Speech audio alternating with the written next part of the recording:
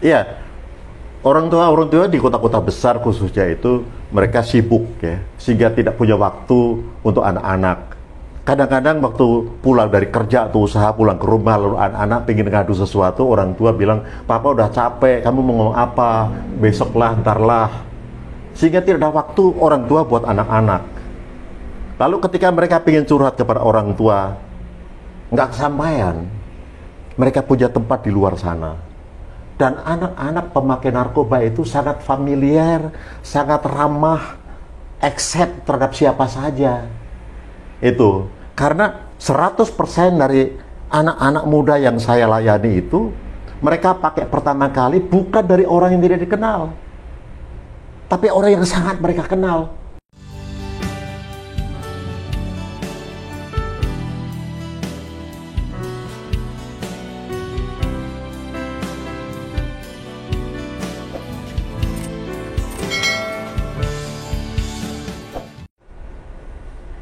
Shalom para sahabat Narwastu, salam sehat. Ini adalah podcast ke-189 majalah Narwastu. Kali ini kami mengundang seorang figur inspiratif pilihan Narwastu 2024 yang kemarin di acara majalah Narwastu pada Senin 13 Januari 2025 beliau mestinya datang untuk menerima penghargaan dari majalah Narwastu. Karena pada saat itu kita mengadakan acara Natal dan Tahun Baru 2025 keluarga besar majalah Narwastu, sekaligus memberikan penghargaan kepada 21 tokoh inspiratif 2024 pilihan majalah Narwastu. Beliau adalah Bapak Hendrik Wawor. Beliau ini menurut saya figur yang inspiratif, luar biasa. Ya, seorang figur yang peduli pada anak-anak muda, terutama anak-anak muda yang menjadi korban narkoba. Kita tahu narkoba adalah salah satu masalah serius di tengah bangsa ini, selain masalah korupsi, terorisme, dan jual beli manusia. Dan kita akan berbincang nanti dengan beliau. Perlu sedikit saya sampaikan, beliau ini di masa mudanya adalah aktivis mahasiswa. Dan pernah juga dan sering diundang ya, memberikan edukasi bagaimana mencegah bahaya narkoba, dan sering diundang oleh organisasi-organisasi gereja, bahkan ormas-ormas kepemudaan untuk berbicara tentang bagaimana anak-anak muda supaya jangan terjerat atau bisa menghindar dari bahaya narkoba. Saya kira ini cukup menarik, kita akan sapa beliau. Shalom Bang Hendrik Wawor. Shalom Bro ya? John Ruth. Ya. Salam sehat Bang ya. Amin. Iya. Ya. Para sahabat Narwastu, hari Sabtu yang lalu saya diundang beliau juga dalam acara pernikahan anak beliau. Ya, cukup meriah, banyak sahabat yang hadir, dan beliau sekarang di tengah kesibukannya bisa hadir di kantor kita. Kita akan berbincang dengan beliau. Bang Hendrik Wawor, saya manggil Abang ya. Siap. Bagaimana ceritanya Abang mendirikan Yayasan Agape yang notabene ini tujuannya sangat mulia ya. Tidak banyak orang tertarik membuat yayasan hanya untuk menangani korban-korban narkoba, apalagi anak-anak muda.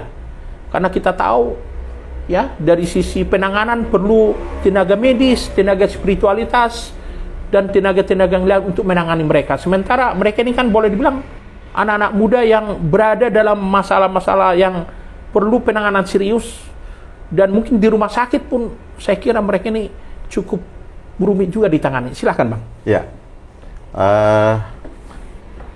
dulu banyak sekali pelayanan yang saya tangani.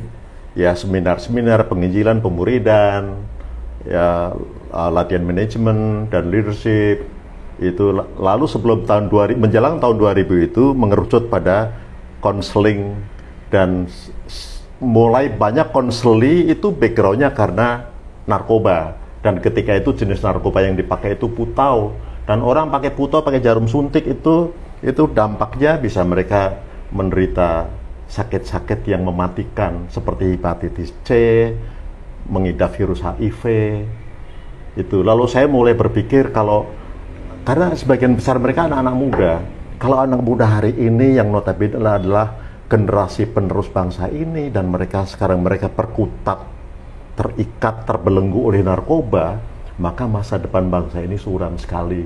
Dan itu memotivasi saya kemudian mengerucut pada pelayanan ini. Dan tahun 2000 didirikanlah yayasan yang namanya Yayasan Pelayanan Agape.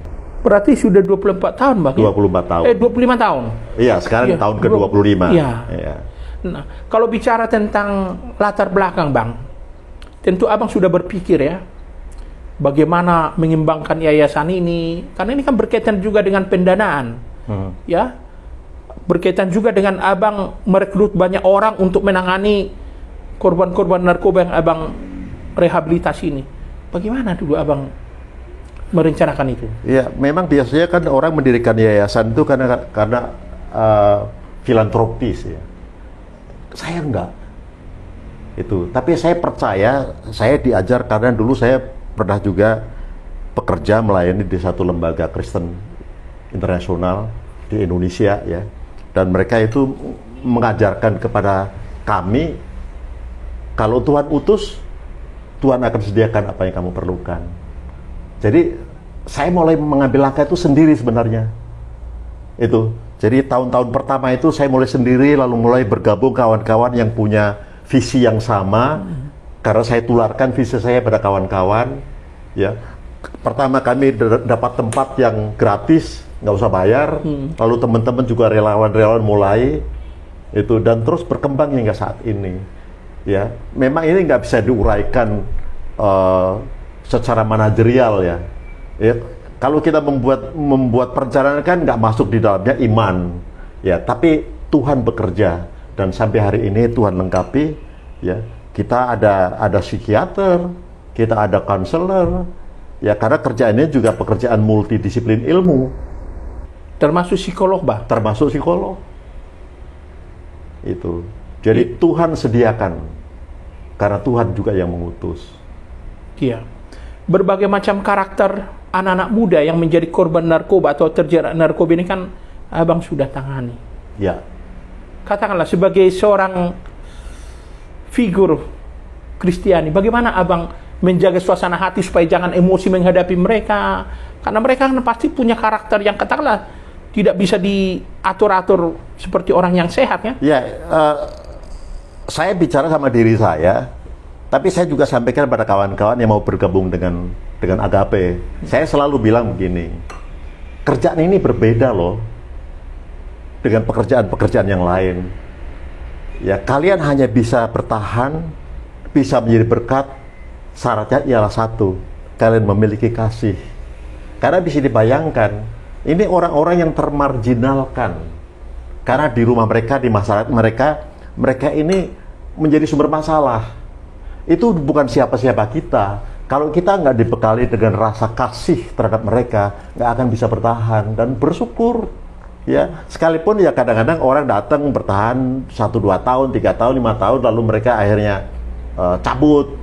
Ya, karena kan kita menangani masalah orang sementara kita sendiri punya masalah. Tapi saya percaya, kalau saya bilang begini, kalau Tuhan nggak suruh jangan deh.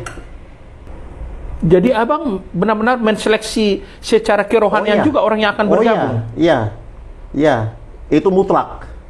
Itu karena hanya kasih Kristus yang membekali seseorang untuk bisa melanjutkan pelayanan ini. Hanya orang yang sungguh-sungguh yakin bahwa Tuhan suruh, dia bisa bertahan. Ya puji Tuhan, ada yang bertahan 20-an tahun. Begitu Bang ya? Iya. Ya. Kalau kita bicara tentang latar belakang dari anak-anak muda yang Abang tangani, Abang kan tentu bicara dari hati ke mereka. Kenapa misalnya terjerat narkoba atau menjadi pecandu narkoba yang selama ini Abang tangani, biasanya apa? Apa karena broken home atau masalah keluarga atau pergaulan di luar? Dulu saya berpikir seperti itu. Ternyata enggak. Ada yang papa mau baik-baik saja. Itu. Tapi yang tidak bisa dibantah ialah mereka salah gaul. Kalau saya mencoba untuk memisahkan kepribadian mereka, itu ada beberapa tipe. Satu, memang dia pemberontak, ya, suka coba-coba hal yang aneh-aneh, ya, susah taat pada peraturan. Tapi tipe yang kedua ialah anak baik-baik saja, ya. Dan dari antara dua ini mayoritas yang terakhir, anak baik-baik saja yang ketika orang menawarkan barang ini ke mereka, mereka berpikir ya nggak ada salahnya lah. Sama temen, saya cuma coba 1 kali, nanti saya nggak pakai lagi. Kalau saya nggak kabulkan permintaan teman saya, nanti dia nggak mau temenan sama saya. Itu. Nah ini tipe ini yang mayoritas. Kalau saya selalu nanya sama orang tua, lalu saya suruh pilih. Kamu kalau punya anak lebih suka anak yang bisa protes terhadap orang tua atau penurut? Sebagian besar mengatakan penurut. Dan inilah mereka. Mereka tidak terbiasa berbeda pendapat. Mereka hanya kata iya papa, iya mama. Sebentar bang. Jadi yang penurut itu artinya banyak juga yang jadi korban gitu. Sebagian besar. Kalau yang protes itu biasanya justru terhindar. Bukan, ada juga itu kan latar belakang mereka dari situ kan, mencoba-coba itu. Dan tidak seorang pecandu pun yang sejak awal bercita-cita mau jadi pecandu. Jadi dia kayak terjebak aja. Dia mulai coba-coba rekreasional, lalu lama-lama edik. Edik itu seperti apa sih? Kalau saya nggak pakai, maka menderita fisik saya. Itu dan obatnya di situ. Sementara di luar sana begitu gampang barang itu didapat. Itu problemnya kan di sana. Iya. Sebagai orang yang sudah sangat memahami seluk-beluk tentang anak-anak yang terjerat narkoba ini, bang. Ada yang abang mau sampaikan kepada orang tua bagaimana sebenarnya dalam mencegah anak-anak muda supaya jangan terjerat narkoba? Kepada orang tua ada yang abang mau sampaikan? Iya. Orang tua di kota-kota besar khususnya itu mereka sibuk ya, sehingga tidak punya waktu untuk anak-anak. Kadang-kadang waktu pulang dari kerja atau usaha pulang ke rumah lalu anak-anak pengen ngadu sesuatu, orang tua bilang, "Papa udah capek, kamu mau ngomong apa? Besoklah, ntarlah." Sehingga tidak ada waktu orang tua buat anak-anak. Lalu ketika mereka pengen curhat kepada orang tua, nggak kesampaian. Mereka punya tempat di luar sana. Dan anak-anak pemakai narkoba itu sangat familiar, sangat ramah, accept terhadap siapa saja. Itu karena 100% dari anak-anak muda yang saya layani itu mereka pakai pertama kali bukan dari orang yang tidak dikenal, tapi orang yang sangat mereka kenal. Nah itu tadi latar belakangnya. Kalau saya tolak nanti nggak mau temenan lagi sama saya. Itu jadi masalahnya ialah bagaimana orang tua menjalin hubungan yang sangat dekat, bahkan bersahabat dengan anak-anak. Itu kunci yang paling kuat. Selain tentu saja membawa anak-anak itu dekat sama Tuhan. Itu satu. Yang kedua, ya buat keluarga-keluarga yang ada anggota keluarganya pakai, Bapak Ibu jangan putus asa.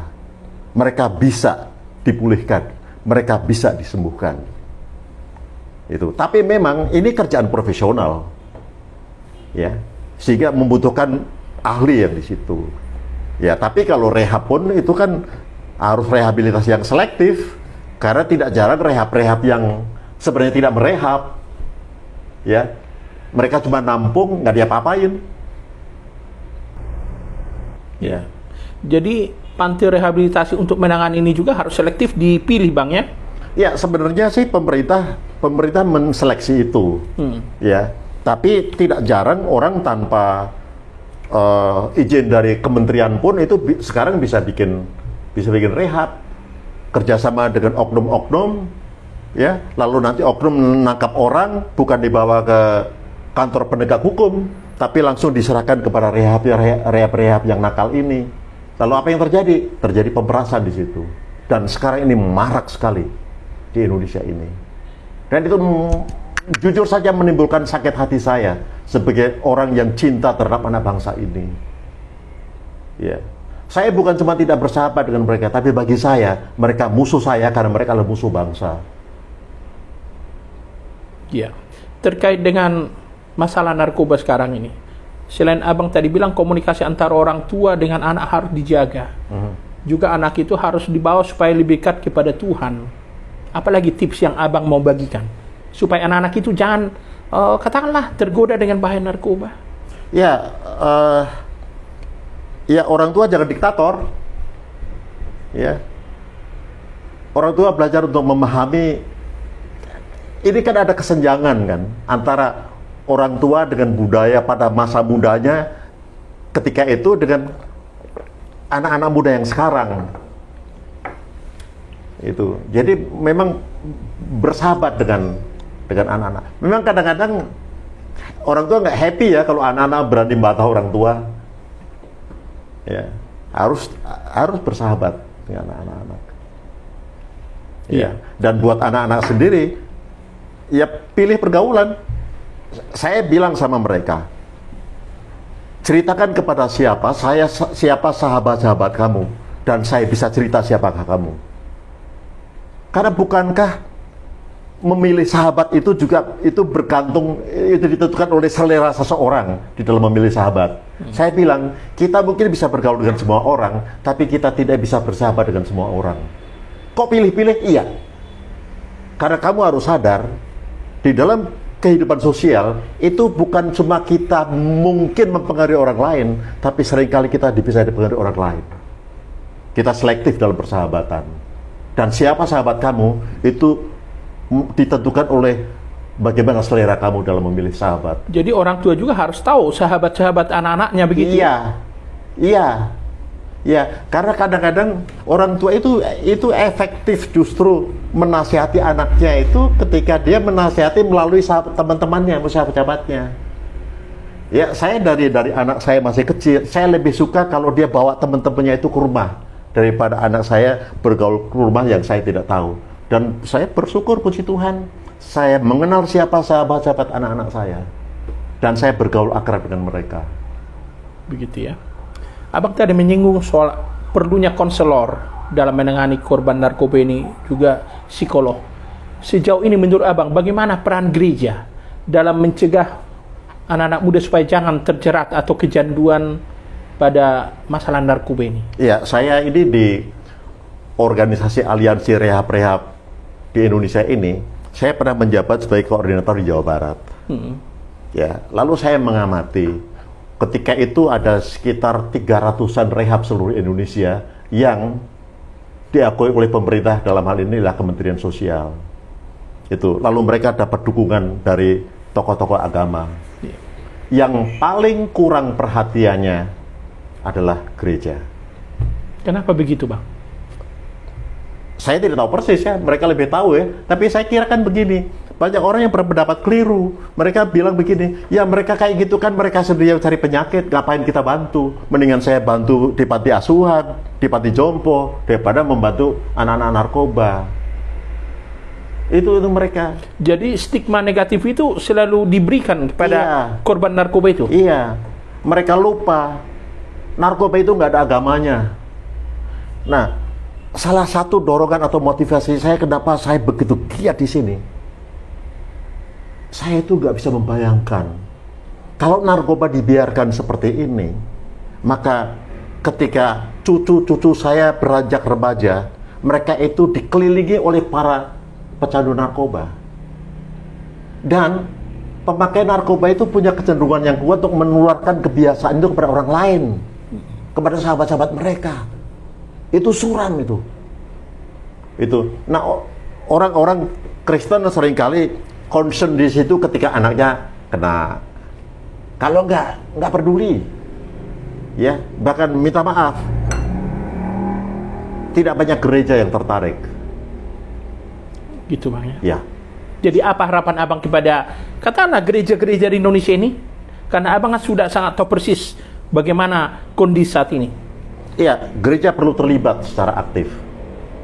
Saya tidak maksudkan supaya gereja juga mendirikan lembaga-lembaga rehab seperti ini.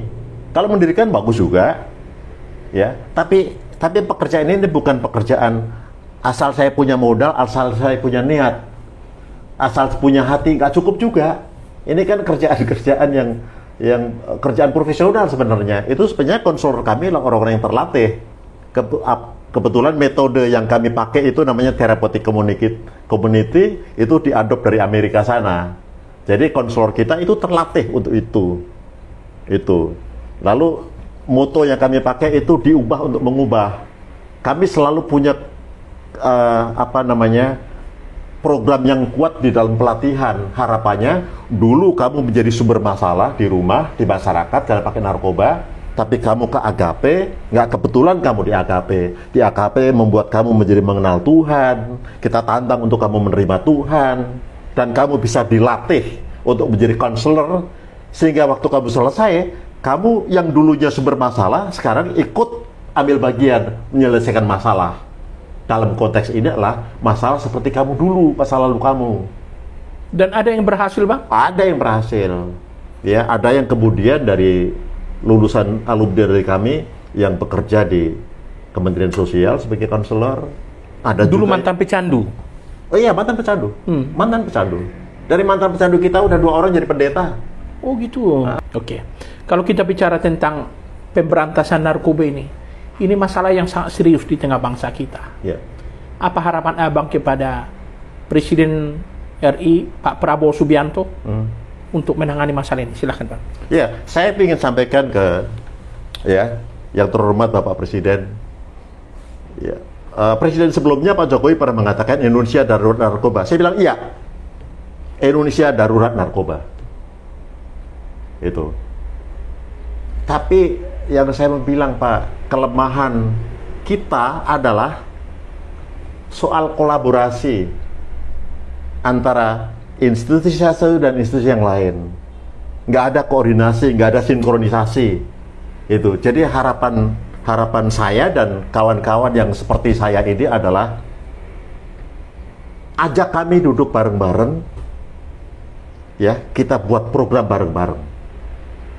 Kami ini praktisi, kami tahu banyak mengenai ini, tapi kami nggak bisa kerja sendiri, perlu dukungan dari pemerintah.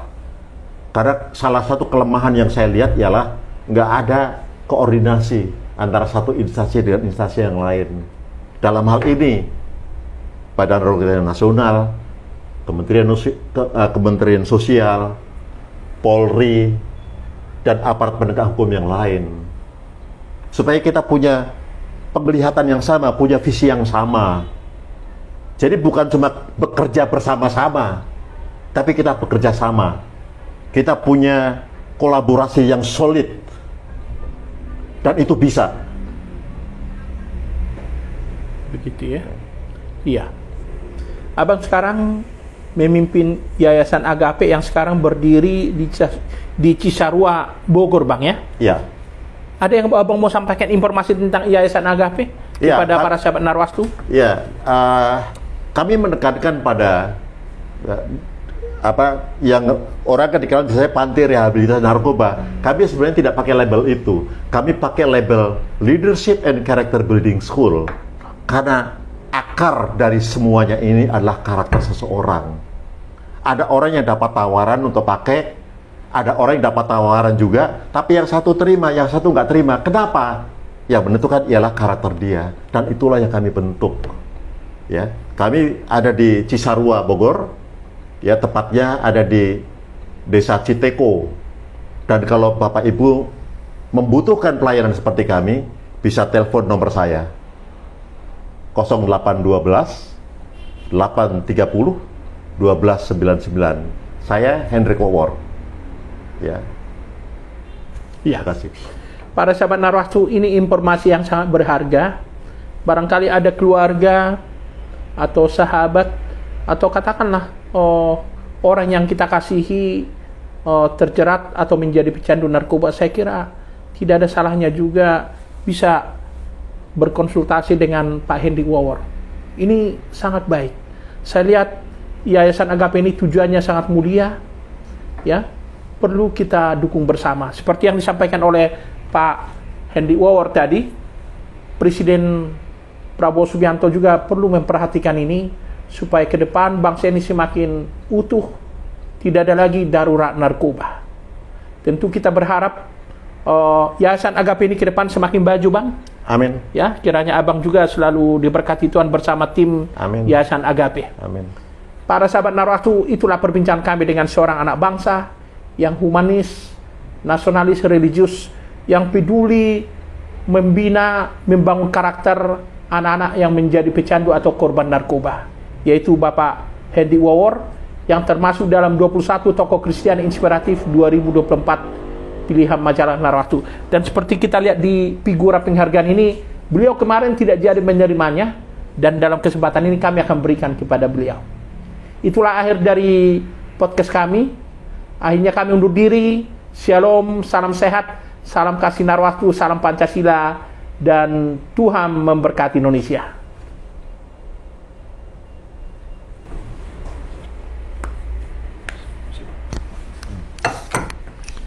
Makasih Bang ya. Oke. Itu udah bagus Bang. Nanti